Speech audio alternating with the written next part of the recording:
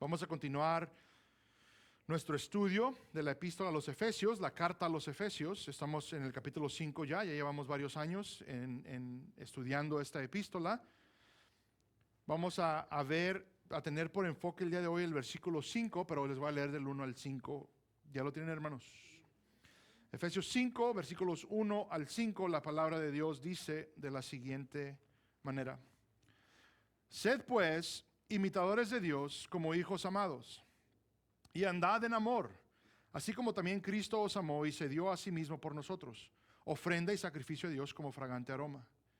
Pero que la inmoralidad y toda impureza o avaricia ni siquiera se mencionen entre vosotros como corresponde a los santos, ni obscenidades, ni necedades, ni groserías que no son apropiadas, sino más bien acciones de gracias. Versículo 5, porque con certeza sabéis esto, que ningún inmoral, impuro o avaro que es idólatra, tiene herencia en el reino de Cristo y de Dios. Les voy a pedir si por favor inclinan sus rostros y cierran sus ojos una vez más juntamente conmigo. Altísimo Padre, venimos delante de ti para encomendarnos, Señor, a ti. Tú que eres el Rey, proveedor de todas las cosas, venimos para pedirte, Señor, que seas con nosotros, que nos bendigas, Padre. Que bendigas la proclamación del Evangelio, la proclamación de tu palabra, Señor. Que obres en las mentes y en los corazones de cada uno de los que estamos aquí, Señor, tu gloriosa voluntad, Padre. Sabemos, Señor, que tu palabra no regresa vacía, sino que cumple todo su propósito, Padre. Confiamos en esto. Confiamos, Señor, de que hay personas, Padre, que seremos edificadas por medio del Evangelio, que seremos confortadas por medio del Evangelio, Señor. Hay igual personas que serán confrontadas, Señor, por tu palabra, y hay aquellas que incluso podrán ser endurecidas, Señor. Lleva a cabo tu voluntad, mas ten misericordia de todos nosotros. Padre, sé conmigo. Te pido, Padre Santo, que me ayudes a hablar de una manera clara, una manera elocuente, una manera entendible, de una manera, Señor, en la cual podamos ser edificados mutuamente, Señor. Por último, Señor, y lo más importante, te pedimos siempre, Padre, que cualquier cosa que hagamos en este lugar sea para tu honra y tu gloria nada más. Te lo pedimos todo en el glorioso nombre de tu Hijo amado Jesús. Amén y amén. Pueden tomar sus lugares. Les recuerdo, hermanos, que nos encontramos en medio de un contraste entre aquel que es hijo de Dios y el que no tiene porción con Dios. Estamos en medio de un contraste donde Pablo está hablando acerca de cómo debe comportarse aquel que ha recibido vida juntamente con Cristo. Ahora, hermanos, si no se les ha hecho claro, espero que sea claro que para el cristiano debe haber diferencia al resto del mundo, a aquellos que no creen en Dios, a aquellos que no obedecen a Dios, a aquellos que literalmente no son hijos de Dios. Pablo nos ha llamado a imitar a Dios habiendo llegado a ser hijos. Pablo dice que lo que corresponde es al estar en Cristo Jesús, al ser adoptados por su sangre, ahora tenemos nosotros un llamado a conformarnos a la imagen del Hijo, a andar como si fuéramos hijos de Dios. Y nos empieza a explicar cómo se ven todas estas cosas. Somos llamados a amar como Cristo nos amó. Somos llamados a hacer ofrenda y sacrificio a Dios como lo fue Cristo. Algo agradable para Dios. E incluso empieza a ser el contraste. Nos dice, haz esto y no hagas aquello. Dice que se tiene que dejar la inmoralidad, se tiene que dejar toda impureza, que la avaricia es algo que ni siquiera se debe mencionar, juntamente con obscenidades, necedades ni groserías. Nada de esto es propio para aquellos que se identifican con Cristo, aquellos que han profesado fe en Cristo Jesús. Hemos visto qué es cada una de estas cosas. Pablo incluso está argumentando que este tipo de hablar no es apropiado, no es lo correcto para el creyente. Muchas veces, como hemos mencionado, pensamos que los actos, les ponemos un poquito más de énfasis en los actos o X cosa, pero les recuerdo que delante de Dios el corazón, ¿verdad? Lo que decimos, lo que pensamos, todo eso afecta, nos puede profanar, nos puede hacer inmundos. Ahora, entendiendo que ya hemos sido lavados por Cristo, el enfoque de Pablo es entender que ya no debemos andar en esas cosas.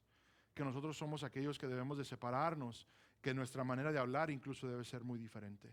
No solo no debemos hacer los actos que son vergonzosos, sino ni siquiera hablar de ellos a la ligera, tomarlos como broma o chiste, ¿verdad? Como es típico que hacemos como hispanos, sino alejarnos de esas cosas. Nuestro hablar también ha sido redimido por Cristo.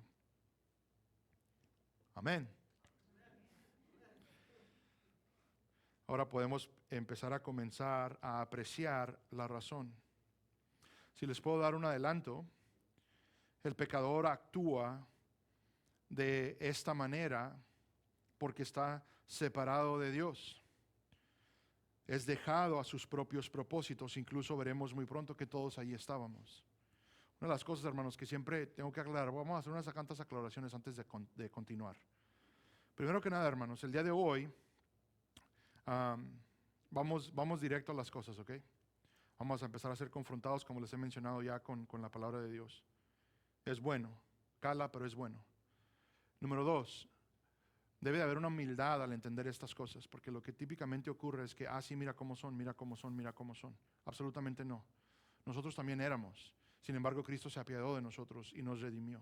Esa misma gracia y misericordia puede aún ser extendida a los pecadores. Entonces jamás nos pensemos que somos mejor ni superiores a todos los que aún siguen afuera. Absolutamente no, hermanos. En vez es pensar adecuadamente las cosas del mundo y ser luz a ellos, ¿ok? Entonces eso es muy importante, hermanos, que jamás dejemos que las verdades del Evangelio, la gloria del Evangelio, la gracia y la misericordia y todo aquello que gozamos del Evangelio sea usado como arma en contra de todos los que están afuera, en todos los que están en lo incorrecto.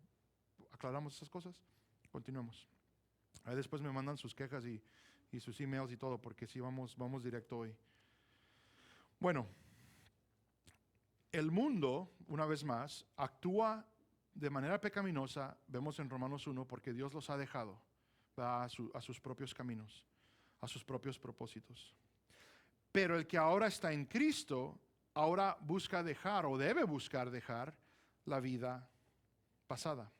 Vivir ahora en Cristo, vivir para Cristo, vivir en la novedad de vida, la cual es dirigida por el Espíritu Santo que hemos recibido juntamente con Cristo cuando Él resucitó.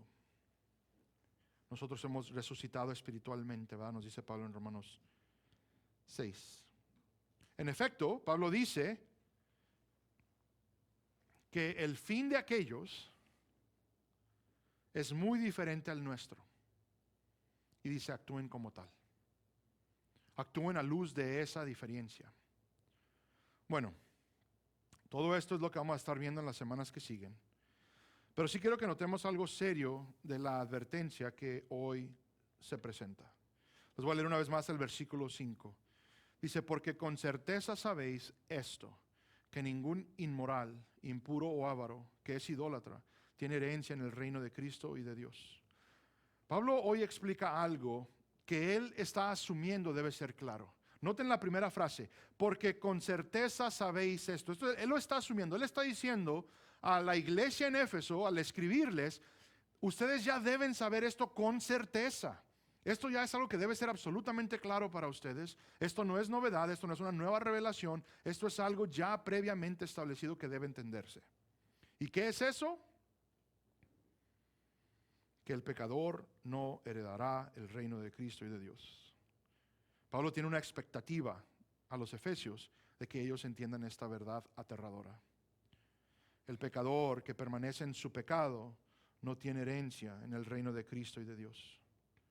Tan claro debe ser esto que, según Pablo, esto nos debe llevar a entender la gran diferencia que debe haber en nuestras vidas que ahora se encuentran en Cristo Jesús. Tan claro, hermanos, debe ser para nosotros el no comportarnos como el mundo, por lo que es el fin del mundo, a lo que ellos llegarán, que eso nos lleva a actuar ahora en Cristo de manera muy diferente. Tan grande es la diferencia. En inglés decimos tan grande es la divide. Lo que nos divide es una distancia gigantesca. Continuemos. ¿Qué es lo que ya se debe saber con certeza? Ya lo explicamos. Bueno, es esto, que ningún inmoral, impuro o avaro que es idólatra tiene herencia en el reino de Cristo y de Dios. Ahora, esta lista no es específica o exhaustiva, pero abarca la mayoría de los males, abarca todos los males. Es una lista generalizada. Inmoral habla de todo aquello que es pecado sexualmente. Impuro habla de aquello que ceremonialmente ensucia, aquellos que han cometido actos que los hacen no puros, lo opuesto obviamente de la pureza.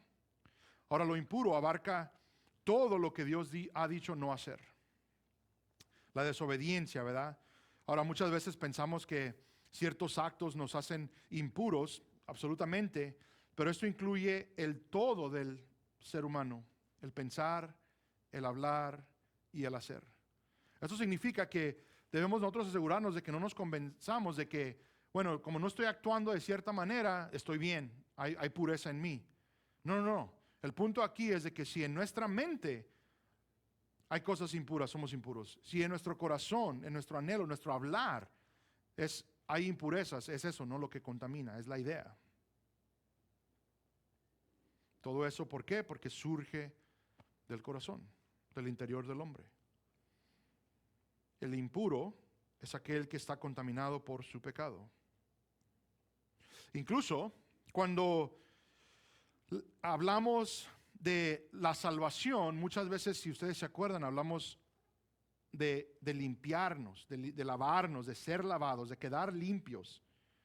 Una vez más, es en el contexto de la impureza que tenemos por nuestros pecados que el Señor nos limpia. Entonces, una vez más, Pablo está simplemente haciendo el contraste de estas verdades. Cuando antes éramos impuros, cuando antes estábamos sucios por nuestro pecado, ahora en Cristo hemos sido lavados y ahora somos llamados a esa pureza. Entonces Pablo dice, ya no vivan como tal. Ya no son impuros, ya no actúen de manera impura. De nuevo, nuestra lista incluye la avaricia. Y dice que la persona que es avara tiene también idolatría. Es idólatra. Aquí la idea es de que tanto se anhela algo, cualquier objeto, cualquier cosa, tanto se anhela que llega a ser el Dios de uno. Un enfoque total, idolatrar el objeto de deseo. Ahora, de nuevo, la lista no es específica, es una lista general para comunicarnos todo mal y todo pecado.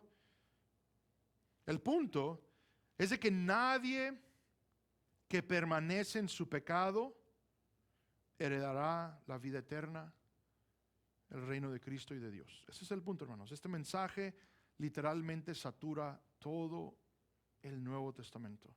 En 1 Corintios 6, 9 al 10, Pablo dice lo siguiente: ¿o no sabéis que los injustos no heredarán el reino de Dios? No os dejéis engañar, ni los inmorales, ni los idólatras, ni los adúlteros, ni los afeminados, ni los homosexuales, ni los ladrones, ni los ávaros, ni los borrachos, ni los difamadores, ni los estafadores heredarán el reino de Dios. Hermanos, ningún pecador entrará en el cielo. Esta verdad es aterradora para todo ser humano. Esto es lo que hace al cristianismo ofensivo. La verdad, no solo de que todos somos pecadores, sino de que esto nos prohíbe entrada a las bendiciones de la vida eterna con Dios. Ahora, hermanos, por más ofensivo que esto sea, Pablo dice, el cristiano lo debe saber con certeza, de que el pecador, de que aquellos que están apartados de Cristo no entrarán al reino de los cielos. El día de hoy este es un mensaje que se debe de predicar con más claridad, porque hay personas que titubean con esta verdad. No, pero es que no es tan malo. No, pero es que no es tan contaminado. Pero es la realidad. Y hermanos, así será. Noten cómo lo menciona los Gálatas. En Gálatas 5, 19 al 21. Muchos conocen del 22 en adelante, pero noten el contexto anterior. Ahora bien, las obras de la carne son evidentes, las cuales son inmoralidad, impureza, sensualidad, idolatría, hechicería, enemistades, pleitos, celos, enojos, rivalidades, disensiones, sectarismos, envidias, borracheras, orgías y cosas semejantes, contra las cuales os advierto, como ya os lo he dicho antes, que los que practican tales cosas no heredarán el reino de Dios. Pablo aquí aclara lo que argumenta en toda epístola, que andar en la carne es andar sin Cristo. Es ser algo mucho o todo de lo que aquí se nombra, participar en ello. Y la conclusión es la misma: los tales no heredarán el reino de Dios. Juan en su revelación dice lo siguiente en Apocalipsis 21:8: pero los cobardes, incrédulos, abominables, asesinos, inmorales, hechiceros, idólatras y todos los mentirosos tendrán su herencia en el lago que arde con fuego y azufre, que es la muerte segunda. Ahora note que aquí nos aclara otra cosa. No solo es que los pecadores no tendrán herencia en el reino de Cristo y de Dios, sino que su herencia es otra. Es el lago que arde con fuego y azufre. A esto se le dice la muerte segunda. No solo morirán físicamente, como muchos de nosotros sufriremos, sino que ellos mueren para volver a morir eternamente. Esta segunda muerte es una condenación al tormento eterno consciente. Ahora lo menciono porque hoy muchos creen en lo que se llama el aniquilacionismo. Es la creencia de que los malvados finalmente serán destruidos completamente y simplemente dejarán de existir. Su existencia será no más. Entonces dirían, al final de la era, cuando se pase juicio, aquellos que están apartados de Cristo, aquellos que no se encuentran en Él, van a ser destruidos y no serán más, simplemente hasta ahí llegaron. Esto, sin embargo, es una mentira del infierno y contradice no solo lo que la tradición cristiana dicta, sino que está aquí y se cree porque la vemos plasmada en todo lo que es la palabra de Dios. Básicamente la palabra de Dios dice lo opuesto. En Mateo, Cristo, hablando de las cosas del fin, concluye con esto. En Mateo 25:46: y estos irán al castigo eterno, pero los justos a la vida eterna. Castigo eterno nos habla de qué, hermanos? Pues específicamente eso, castigo. Este castigo también se describe en Apocalipsis 14. Noten los versículos 9 al 11. Entonces lo siguió otro ángel, el tercero, diciendo a gran voz: si alguno adora a la bestia y a su imagen y recibe una marca en su frente o en su mano, él también beberá del vino del furor de Dios, que está preparado, puro, en el cáliz de su ira. Será atormentado con fuego y azufre delante de los santos ángeles y en presencia del Cordero. Y el humo de su tormento asciende por los siglos de los siglos y no tiene reposo. No tienen reposo, ni de día ni de noche, los que adoran a la bestia y a su imagen y cualquiera que reciba la marca de su nombre. Ahora noten una vez más que es tormento. Y este sigue por los siglos de los siglos. No habrá reposo, nos dice el apóstol Juan. Es horrendo lo que espera a los incrédulos. Una de las cosas que debemos a continuo nosotros tener presente, hermanos, es de que esta salvación existe a luz de una ira venidera. Una cosa que debemos saber todos claramente es de que hemos sido salvados. Hemos sido salvados de nuestro pecado, absolutamente. Hemos sido salvados de una vida fútil, absolutamente. Pero hermanos, hemos sido salvados de Dios mismo. Al haber sido hechos sus hijos, escapamos su ira. Esta ira, nos dice Pablo en Romanos, que ahí está, en espera, hasta el día que va a ser derramada sobre toda la tierra, sobre toda alma pecaminosa, sobre todos los injustos que no han creído en el glorioso nombre de Cristo nuestro Señor. Este es el fin de toda maldad. Esta es la retribución de Dios. A todo esto es a lo que vamos caminando, hermanos. Absolutamente, ustedes y yo nos podemos gozar de que tenemos la vida eterna, pero la triste realidad para el resto del mundo es de que a ellos les espera la santa ira de Dios, santa y terrible. Hermanos, entendiendo todo esto, el día de hoy me gustaría que platicáramos de tres cosas muy importantes. Número uno, si estás en Cristo, no debemos vivir como si no. Pienso que el punto es claro aquí en las Escrituras. Número 2, si profesas estar en Cristo, pero vives como si no lo estuvieras, escúchenme por favor, es muy probable que no lo estás. Es muy probable que no estás en Cristo. Y número 3, si no estás en Cristo, considera la advertencia. Y te ruego que te arrepientas y creas hoy mismo.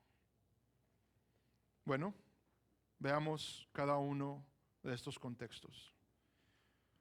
Si nosotros profesamos estar en Cristo, existe la expectativa de no vivir como tal, como si no lo estuviéramos, disculpen.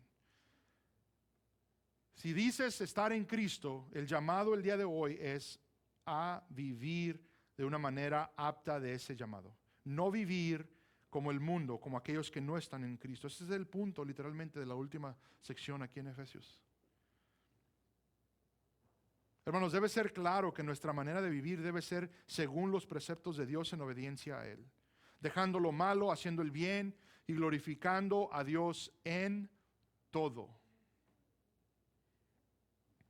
En esto debemos preocuparnos el resto de nuestros días, el ser santificados, el poner a muerte el pecado y vivir vidas dignas de nuestro llamado.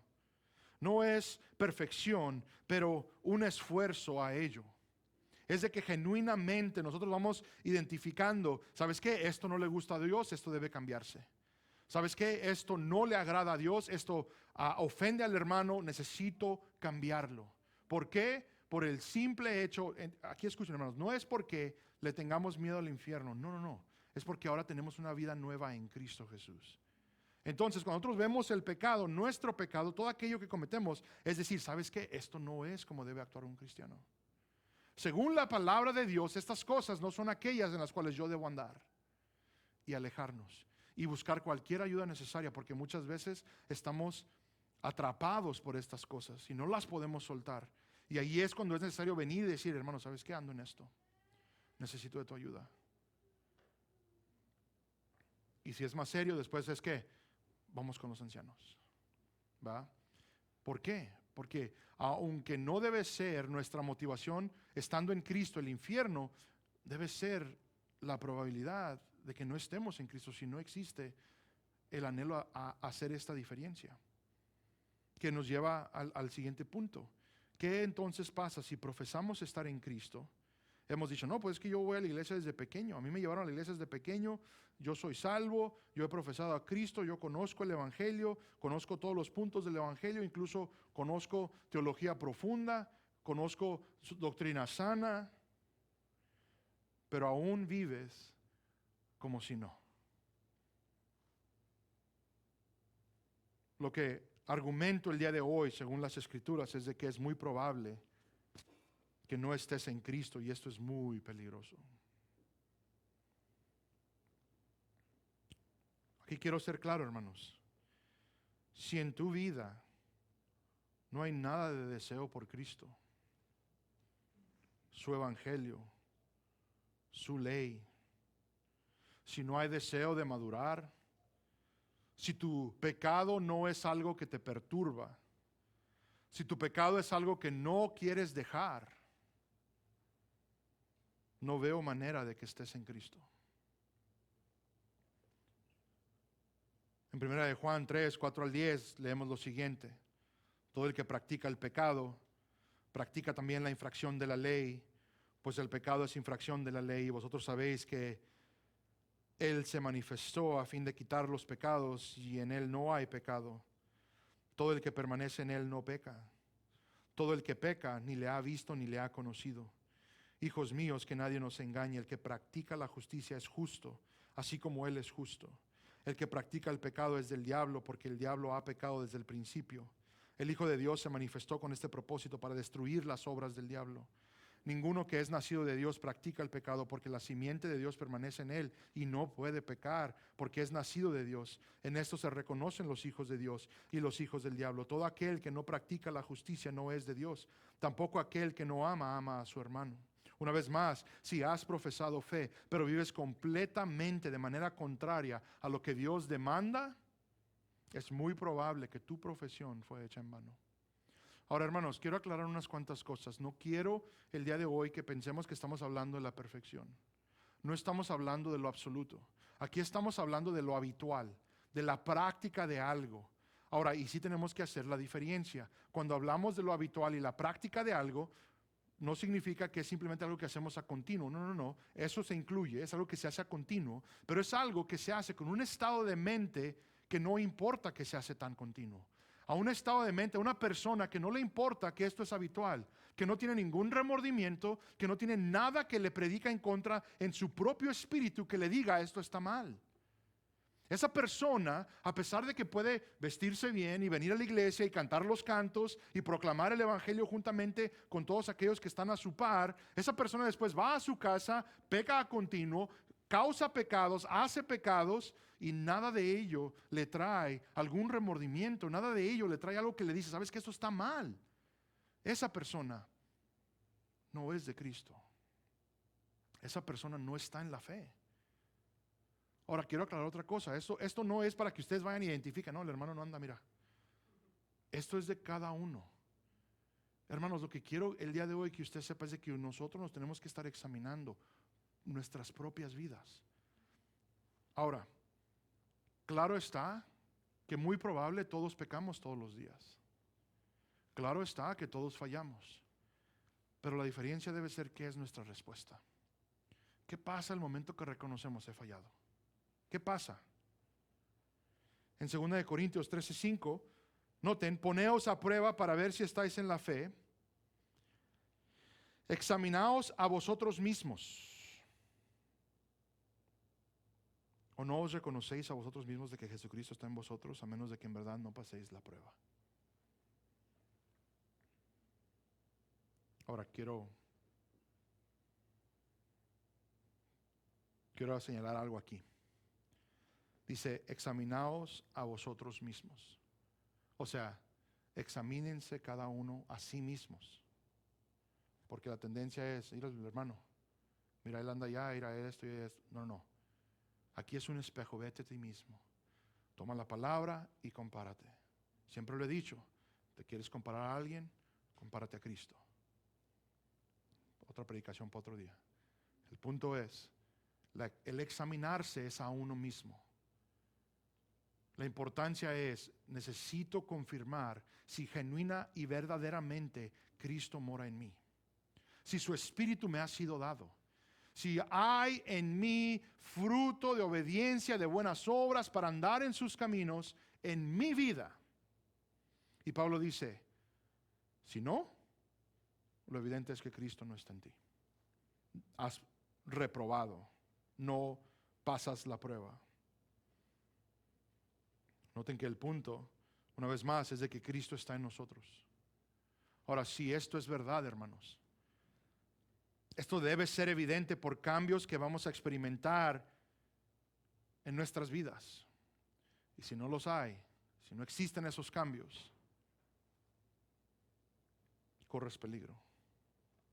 Ahora, también tengo que aclarar, hermanos, no estoy predicando un evangelio de obras. Claro que no.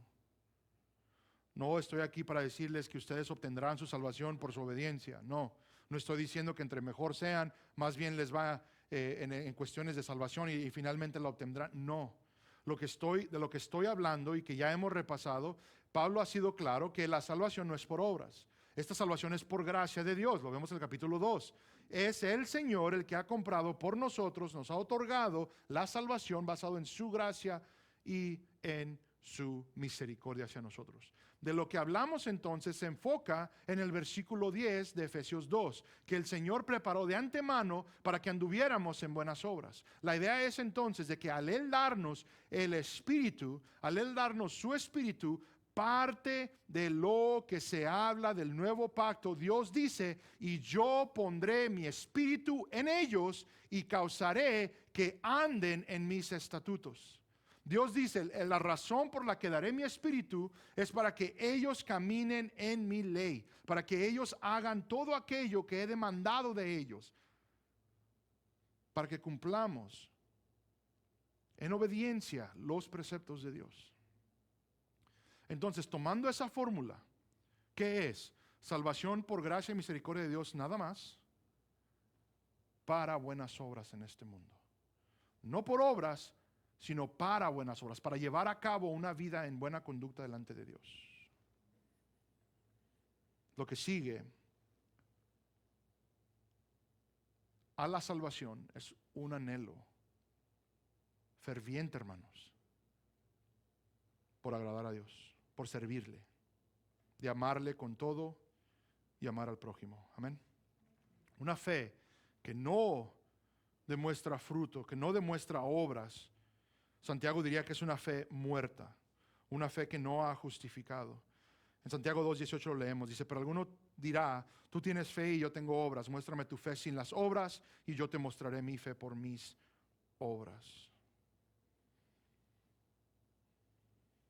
De nuevo, en esto todos debemos examinarnos, pues son nuestras almas en la balanza. El argumento bíblico es de que si no hay obras, si no hay aquellas cosas que agradan a Dios en tu vida, es una fe muerta, una fe que no existe.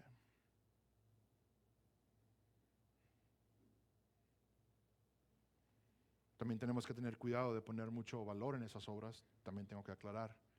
En Mateo 7, el Señor nos dice que en ese día del juicio, dice, muchos vendrán a mí y dirán, Señor, Señor, en tu nombre eché fuera demonios, en tu nombre hicieron grandes cosas. ¿Y qué dice Cristo? Pero yo les diré, apartados de mí, hacedores de maldad, jamás os conocí, dice, ¿va? ¿Qué es el punto ahí? Que este grupo, que existe un grupo que también del cual nos tenemos que cuidar, que está poniendo todo en sus obras.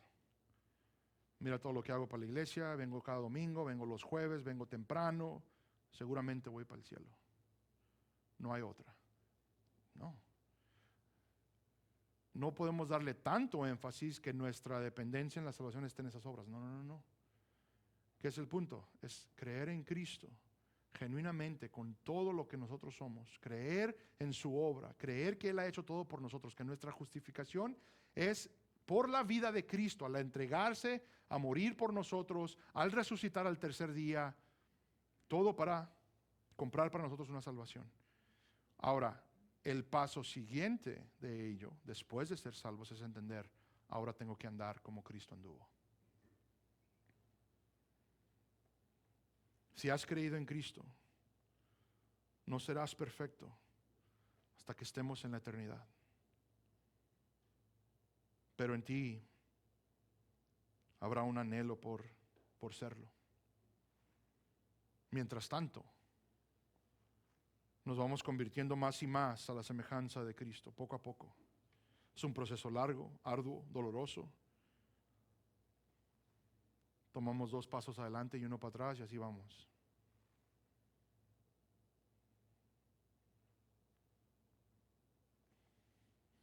Si tu fe es en vano, harás varias cosas.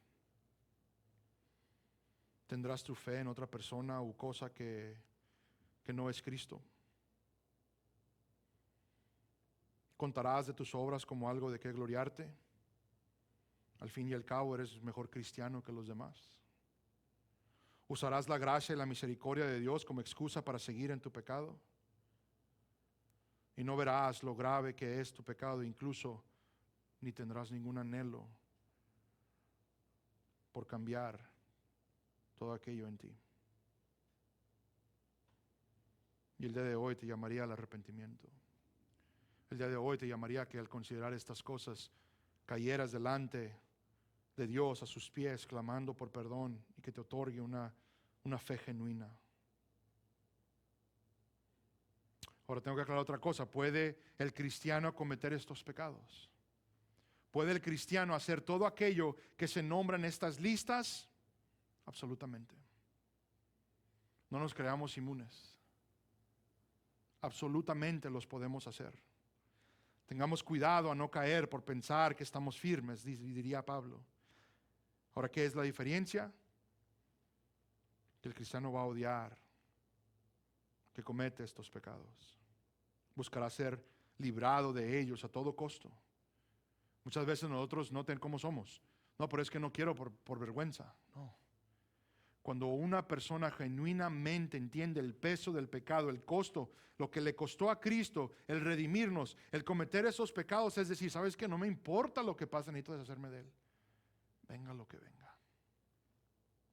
Y hermanos, si es pasar un tiempo de vergüenza aquí hoy, por unos momentos, la gloria sea a Cristo, que no sea la eternidad en el infierno, por esconder ese tipo de cosas. En el cristiano habrá arrepentimiento genuino. Habrá consecuencias, hermanos. No todos son, como dice mi hija pequeña, mariposas y unicornios. Habrá consecuencias. Estas vienen de Dios en diferentes formas, pero igual pueden venir de la iglesia misma, la iglesia local, llevándose a cabo el proceso de la disciplina, específicamente si llegamos a la conclusión. Que Dios nos ayude, hermanos. Si no estás en Cristo, considera la advertencia. Te ruego, aunque tal vez haya personas aquí que no conozco, te ruego que te arrepientas y creas hoy mismo. Sí, Dios es un Dios de gracia, absolutamente, es un Dios de misericordia, es un Dios de amor, pero Él es santo y justo. El profeta Nahum proclama esta verdad claramente, Nahum 1:3. Noten lo que aquí leemos. El Señor es lento para la ira y grande en poder. Noten, aquí está su misericordia, aquí está su gracia. Pero noten la siguiente frase: y ciertamente el Señor no dejará impune al culpable. Lento para la ira, grande en poder, pero no dejará impune al culpable. Aunque su juicio parezca muy lejano, es por su paciencia hacia nosotros los pecadores.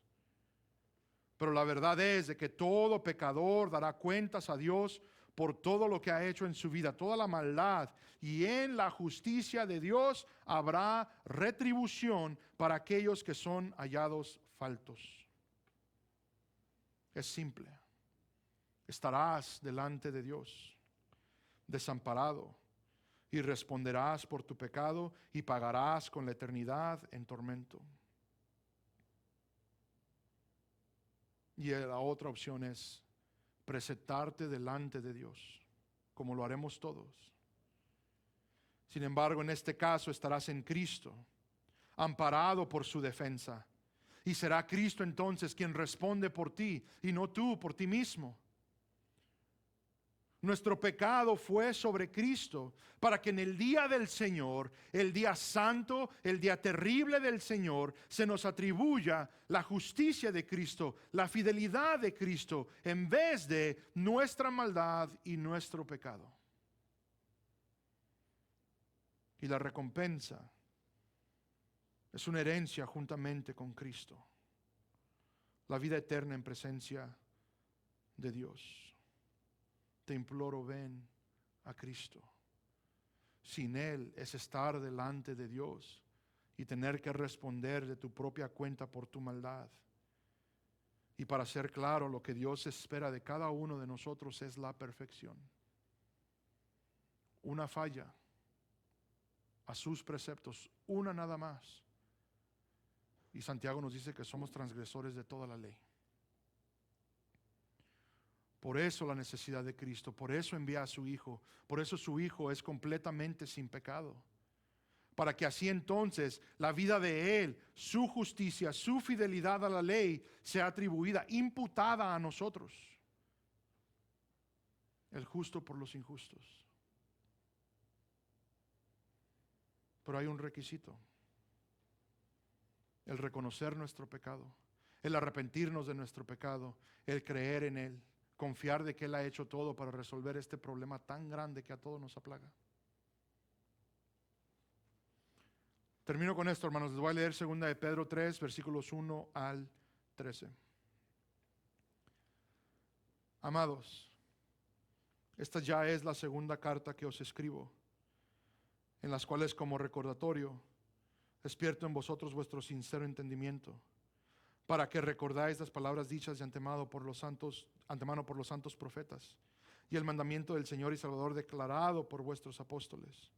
Ante todo, sabed esto, que en los últimos días vendrán burladores, con su sarcasmo, siguiendo sus propias pasiones, y diciendo, ¿dónde está la promesa de su venida?